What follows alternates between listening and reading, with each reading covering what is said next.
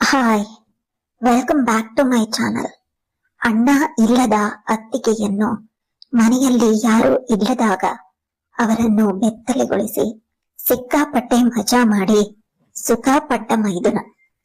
ಕತೆ ಸಿಕ್ಕಾಪಟ್ಟೆ ಇಂಟ್ರೆಸ್ಟಿಂಗ್ ಆಗಿದೆ. ಎಲ್ಲೂ ಸ್ಕಿಪ್ ಮಾಡಿದೆ. ಕತೆನ ಕೊನೆಯ ತನಕ ಕೇಳ್ತಾ ಹೋಗಿ. ನನ್ನ ಹೆಸರು ಸವಿತಾ. ನಾನು ಮದುವೆಯಾಗಿ 1 ವರ್ಷದ ಒಳಗೆ ನನ್ನ ಗಂಡ ತೀರಿ ಹೋದ. ಆದ್ರೂ ನಾನು ಇನ್ನೂ ನನ್ನ ಅತ್ತೆಯ ಮನೆಯಲ್ಲಿಯೇ ಇದ್ದೀನಿ. ಯಾಕಂದ್ರೆ ನನಗೆ ಅಪ್ಪ ಅಮ್ಮ ಇಲ್ಲ. ನನ್ನನ್ನ ನೋಡಿಕೊಳ್ತಾ ಇದ್ದಿದ್ದು ನನ್ನ ಅಣ್ಣ ಮತ್ತೆ ಅತ್ತಿಗೆ. ನನ್ನ ಅತ್ತಿಗೆ ನನ್ನನ್ನ ಕಂಡರೆ ಆಗ್ತಿರ್ಲಿಲ್ಲ. ಇದೆಲ್ಲವೂ ನನ್ನ ಅತ್ತೆಗೆ ತುಂಬಾ ಚೆನ್ನಾಗಿ ಗೊತ್ತಿತ್ತು. ಹಾಗಾಗಿ ಅವರು ನನ್ನನ್ನ ಅಲ್ಲಿಗೆ ಉಳಿಸಿಕೊಂಡರು. ನನ್ನನ್ನ ಸ್ವಂತ ಮಗಳ ರೀತಿ ನೋಡಿಕೊಳ್ತಾ ಇದ್ರು. ಅವರಿಗೆ ಇನ್ನೂ ಒಬ್ಬ ಮಗ ಇದ್ದಾನೆ. ಸದ್ಯಕ್ಕೆ ನಮ್ಮ ಮನೆ ನಡೀತಾ ಇರೋದು ಅವನ ಸಂಬಳದಿಂದಾನೆ. ಇರೋದಕ್ಕೆ ಸ್ವಂತ ಮನೇನೂ ಇದೆ. ನನ್ನ ಅತ್ತೆಗೆ ಯಾವಾಗಲೂ ಒಂದೇ ಚಿಂತೆ, ನನಗೆ ಯಾವುದಾದರೂ ಒಂದು ಒಳ್ಳೆ ಹುಡುಗನನ್ನು ನೋಡಿ ಮದುವೆ ಮಾಡಿ ತಮ್ಮ ಜವಾಬ್ದಾರಿಯನ್ನ ಕಳೆದುಕೊಳ್ಳಬೇಕು ಅಂತ. ಆದರೆ ನನಗೆ ಇನ್ನೂ ಒಂದು ಮದುವೆ ಆಗೋದಕ್ಕೆ ಖಂಡಿತ ಇಷ್ಟ ಇಲ್ಲ. ಯಾಕಂದ್ರೆ ನಾವು ಸಂಸಾರ ಮಾಡಿದ್ದು 1 ವರ್ಷನೇ ಆದರೂ ನನ್ನ ಗಂಡ ಸಾಕಷ್ಟು ಪ್ರೀತಿ ಕೊಟ್ಟು ನನ್ನನ್ನು ತಂದೆ ತಾಯಿಯಂತೆ ನೋಡಿಕೊಂಡಿದ್ದ. ಅವರ ಸ್ಥಾನಕ್ಕೆ ಬೇರೆಯವರನ್ನ ಕರ್ಕೊಂಡ್ ಬರೋದಕ್ಕೆ ನಂಗೆ ಇಷ್ಟಾನೇ ಇರ್ಲಿಲ್ಲ. ಹಾಗಾಗಿ ಅತ್ತೆ ಸುಮ್ಮನೆ ಆಗಿದ್ರು. ಆದ್ರೆ ಯಾವಾಗ್ಲೂ ಹಾಗೆ ಸಂಸಾರ ಮಾಡ್ದ ಗಂಡನ್ ಜೊತೆಗೆ ಸುಖವಾಗಿರೋದನ್ನ ನಾನ್ ನೋಡ್ಬೇಕು ಅಂತ ಹೇಳ್ತಾನೆ ಇದ್ರು. ನನ್ ಮೈದು ನಾನಷ್ಟೇ ನನ್ನನ್ನ ತುಂಬಾನೇ ಚೆನ್ನಾಗಿ ನೋಡ್ಕೊಳ್ತಾ ಇದ್ದ. ಯಾವಾಗ್ಲೂ ನನ್ ಜೊತೆ ಮಾತಾಡ್ತಾ ನಂಗ್ ದುಃಖ ಆದಾಗೆಲ್ಲ ಸಮಾಧಾನ ಮಾಡ್ತಾ ತುಂಬಾನೇ ಚೆನ್ನಾಗಿ ನೋಡ್ಕೊಳ್ತಿದ್ದ. ನಮ್ಮಿಬ್ಬರ ನಡುವೆ ಸಲಿಗೆ ಜಾಸ್ತಿನೇ ಇತ್ತು. ಅವನ್ ಯಾವಾಗ್ಲೂ ನನ್ನನ್ನ ಮುಟ್ಟಿ ಮುಟ್ಟಿ ಮಾತಾಡಿಸ್ತಿದ್ದ. ಹಾಗೆಲ್ಲ ನಾನು ಅದೆಲ್ಲ ಸುಮ್ನೆ ಮಾತಾಡೋ ಭರದಲ್ಲಿ ಮುಟ್ತಿದ್ದಾನೆ ಅಂತ ಅನ್ಕೊಂಡು ಸುಮ್ನಾಗ್ಬಿಡ್ತಿದ್ದೆ. ಆದ್ರೆ ಅವನ್ಗೆ ನನ್ ಮೇಲೆ ಒಂದು ಕಣ್ಣಿತ್ತು. ನನ್ನನ್ನ ಪಡ್ಕೊಳ್ಳೇಬೇಕು ಅಂತ ಅನ್ಕೊಳ್ತಿದ್ದ. ಮದುವೆಯಾದ ಹೊಸಬರಲ್ಲಿನೂ ಕೂಡ ಅವನ್ ನನ್ನನ್ನ ನೋಡ್ತಾ ಇದ್ದಿದ್ದು ನನಗೆ ಗೊತ್ತಾಗ್ತಾ ಇತ್ತು. ಆದ್ರೆ ನಾನು ಏನು ಹೇಳ್ದೆ ಸುಮ್ನಾಗ್ಬಿಡ್ತಿದ್ದೆ. ಅದಾದ ಮೇಲೆ ಸ್ವಲ್ಪ ನನ್ ಕಡೆ ನೋಡೋದನ್ನ ಬಿಟ್ಬಿಟ್ಟಿದ್ದ. ಆದ್ರೆ ನನ್ ಗಂಡ ತೀರ್ ಹೋದ್ಮೇಲೆ ಮತ್ತೆ ಶುರು ಮಾಡ್ಕೊಂಡಿದ್ದ. ಆದ್ರೆ ಈಗ ನಂಗೇನು ಅನ್ನಿಸ್ತಾ ಇರ್ಲಿಲ್ಲ. ನಮ್ಮಿಬ್ರು ಮಧ್ಯೆ ಸಲಿಗೆ ಇದ್ದಿದ್ರಿಂದ ಸುಮ್ನಾಗ್ತಿದ್ದೆ. ಒಂದಿನ ಅತ್ತೆಯ ತವರು ಮನೆಯ ಸಂಬಂಧಿಕರಲ್ಲಿ ಪೂಜೆ ಇತ್ತು. ಹಾಗಾಗಿ ಅತ್ತೆ 2 ದಿನ ತವ್ರ ಮನೆಗೆ ಹೋಗ್ಬೇಕಾಗಿತ್ತು. ನನ್ನನ್ನು ಕರೆದ್ರು. ಆದ್ರೆ ಅವ್ರ ಮನೆಯಲ್ಲಿ ನನ್ನನ್ನ ಒಂದ್ ರೀತಿ ತಿರಸ್ಕಾರದಿಂದ ನೋಡ್ತಾ ಇದ್ರಿಂದ ನಾನ್ ಬರೋದಿಲ್ಲ ಅಂತ ಅತ್ತೆಗೆ ಹೇಳ್ಬಿಟ್ಟೆ.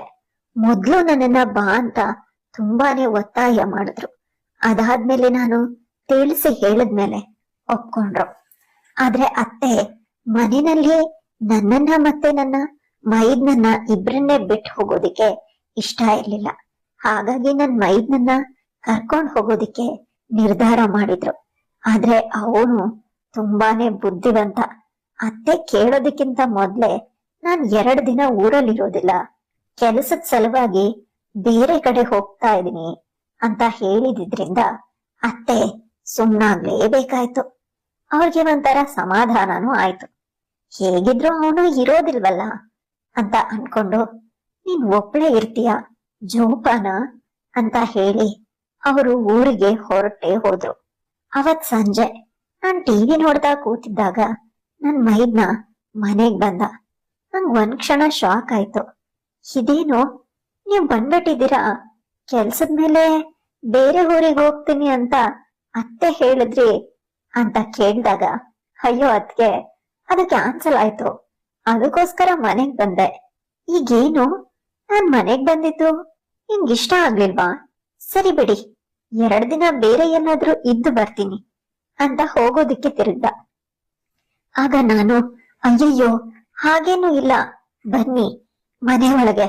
ನಿಮ್ಮನೆಗೆ ಬರ್ಬೇಡಿ ಅಂತ ಹೇಳೋದಕ್ಕೆ ನಾನ್ ಯಾರು ಅಂತ ಹೇಳಿ ಕರೆದೆ.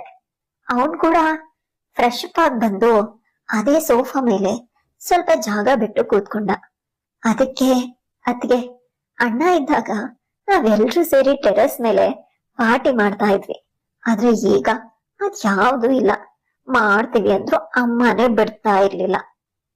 ಈಗ ಹೇಗಿದ್ರು ಅಮ್ಮ ಇಲ್ಲ, ನಾವಿಬ್ರು ಸೇರಿ ಯಾಕೆ ಪಾರ್ಟಿ ಮಾಡ್ಬಾರ್ದು ಅಂತ ಕೇಳಿದ. ನಾನ್ ಮೊದ್ಲು ಒಪ್ಲಿಲ್ಲ. ಅವ್ನ್ ತುಂಬಾ ಬಲವಂತ ಮಾಡಿದ್ಮೇಲೆ ಸರಿ ಅಂತ ಒಪ್ಕೊಂಡೆ.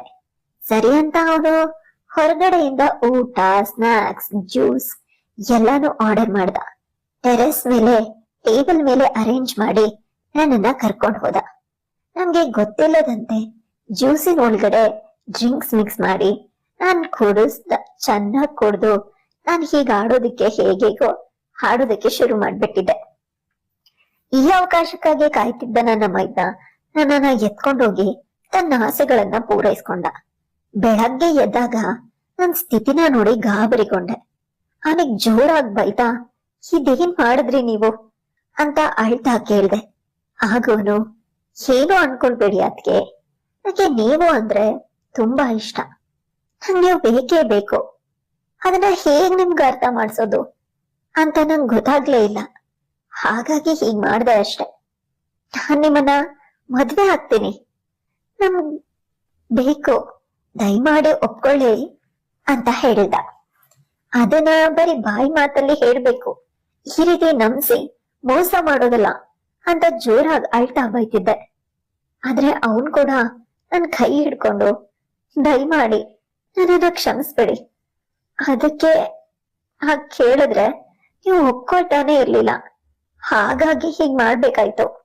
ನನ್ನ ಒಪ್ಕೊಳ್ಳಿ, ನಾವಿಬ್ರು ಸುಖವಾಗಿ ಸಂಸಾರ ಮಾಡ್ಬೋದು, ನಿಮ್ಮನ್ನ ರಾಣಿ ತರ ನೋಡ್ಕೊಳ್ತೀನಿ, ದಯಮಾಡಿ ಒಪ್ಕೊಳ್ಳಿ ಅಂತ ಹೇಳಿ ಹೊರಟೋದ. ನಾನು ಅಳ್ತಾ ಮಂಚಕ್ ಹೊರಗಿ ಯೋಚಿಸ್ತಾ ಹಾಗೆ ಕೂತ್ಕೊಂಡೆ. ಆದ್ರೆ ನನ್ ಗ್ರಾಚಾರ ಕೆಟ್ಟಿತ್ತು ಅಂತ ಕಾಣಿಸುತ್ತೆ. ನಾವಿಬ್ರು ಮಾತಾಡಿದ್ ಎಲ್ಲವನ್ನ ನನ್ನ ಅತ್ತೆ ಕೇಳಿಸ್ಕೊಂಡ್ಬಿಟ್ಟಿದ್ರು. ತಿಂಗಳ ಸಮಸ್ಯೆಯಿಂದಾಗಿ ಅತ್ತೆ ಪೂಜೆಗೆ ಹೋಗದೆ ವಾಪಸ್ ಆಗಿದ್ರು. ಇದನ್ನ ಗೊತ್ತಿಲ್ಲದ ನಾವಿಬ್ರು ಏನೇನೋ ಮಾತಾಡ್ಕೊಂಡ್ಬಿಟ್ಟಿದ್ವಿ. ಅತ್ತೆ ನನ್ ರೂಮಿನ ಈಚೆ ನಿಂತು ನಾವಿಬ್ರು ಮಾತಾಡೋದನ್ನೆಲ್ಲ ಕೇಳಿಸ್ಕೊಂಡಿದ್ರು. ಮಗ ಹೋದ್ಮೇಲೆ ಸ್ವಲ್ಪ ಹೊತ್ತು ಯೋಚಿಸ್ತಾ ಇದ್ರು ಅಂತ ಕಾಣಿಸುತ್ತೆ. ಎಷ್ಟು ಹೊತ್ತಿನ ಮೇಲೆ ನನ್ ರೂಮಿಗೆ ಬಂದ್ರು. ನಾನಲ್ಲಿ ಅತ್ತೆನ ನೋಡಿ ಶಾಕ್ ಆದೆ. ಅತ್ತೆ, ಇದೇನಿದು, ನೀವು ವಾಪಸ್ ಮನೆಗ್ ಬಂದ್ಬಿಟ್ಟಿದ್ದೀರಾ ಅಂತ ಕೇಳ್ದೆ. ಅತ್ತೆ ಬಂದು ನನ್ ಸಮಕ್ಕೆ ಕೆಳಗಡೆ ಕೂರ್ತಾ ನನ್ ಕೈ ಹಿಡ್ಕೊಂಡು, ಇದೇನ್ ಮಾಡ್ಕೊಂಡಿದ್ದೀರಾ ನೀವಿಬ್ರು ಅಂತ ಕೇಳಿದ್ರು. ನಾನ್ ಅಳ್ತಾ ಅವ್ರ ತೊಡೆ ಮೇಲ್ ಮಲ್ಕೊಂಡು, ಅತ್ತೆ ಇದ್ರಲ್ಲಿ ನನ್ ತಪ್ಪೇನೂ ಇಲ್ಲ, ಎಲ್ಲಾನು ನಿಮ್ ಮಗನೇ ಮಾಡಿರೋದು, ಈಗ ನಾನ್ ಏನ್ ಮಾಡ್ಲಿ ನೀವೇ ಹೇಳಿ ಅಂತ ಕೇಳ್ದೆ. ಆಗ ನನ್ನ ಅತ್ತೆ, ನಾನ್ ಎಲ್ಲಾನು ಕೇಳಿಸ್ಕೊಂಡೆ, ಅವಂದೇ ತಪ್ಪು ಅಂತ ನನಗೂ ಗೊತ್ತು, ಆದ್ರೆ ದಯಮಾಡಿ ಈ ಮನೆ ಬಿಟ್ಟು ಹೊರಟೋಗು. ನೀನೇನಾದ್ರೂ ಈಗ ಅವನನ್ನ ಮದ್ವೆ ಆಗ್ಬಿಟ್ರೆ ನಮ್ ಸಂಬಂಧಿಕರು, ಅಕ್ಕಪಕ್ಕದ ಜನ ಎಲ್ಲ ನಿಮ್ಮಿಬ್ರಿಗೂ ಮೊದ್ಲೇ ಸಂಬಂಧ ಇತ್ತು, ಹಾಗಾಗಿ ಸ್ವಂತ ಅಣ್ಣನ್ನೇ ಸಾಯಿಸಿ ನೀವಿಬ್ರು ಮದ್ವೆ ಆಗಿದ್ದೀರಾ ಅಂತ ಕತೆ ಕಟ್ಬಿಡ್ತಾರೆ. ನಮ್ಮನೆ ಮಾನ ಮರ್ಯಾದೆ ಎಲ್ಲಾನು ಹಾಳಾಗೋಗುತ್ತೆ. ನಾನ್ ನಿನ್ನ ಸ್ವಂತ ಮಗಳ ತರ ನೋಡ್ಕೊಂಡಿದೀನಿ, ಇದ್ ಒಂದೇ ಒಂದನ್ನ ನಡ್ಸ್ಕೊಟ್ಬಿಡು ಮಗಳೇ. ನೀನ್ ಮದ್ವೆ ಆಗಿ ಗಂಡನ್ ಜೊತೆ ಸುಖವಾಗಿರ್ಬೇಕು ಅನ್ನೋದೇ ನನ್ನ ಆಸೆ, ಆದ್ರೆ ಇವನ್ ಮಾತ್ರ ಬೇಡ, ದಯವಿಟ್ಟು ಅಂತ ಕೈ ಮುಗ್ದು ಹೊರಟೇ ಹೋದ್ರು. ಈಗ ನಾನ್ ಏನ್ ಮಾಡ್ಲಿ? ಸ್ವಂತ ಮಗಳಂತೆ ನೋಡ್ಕೊಳ್ತಾ ಇರೋ ಅತ್ತೆ ಮಾತನ್ನ ಕೇಳಿ ಮನೆ ಬಿಟ್ಟು ಹೋಗ್ಲಾ, ಅಥವಾ ನನ್ನನ್ನ ಮೋಸದಿಂದ ಬಳಸ್ಕೊಂಡ ಮೈದ್ನನ್ನ ಮದುವೆ ಆಗಿ ಸಂಸಾರ ಮಾಡ್ಲಾ? ನೀವೇ ಹೇಳಿ.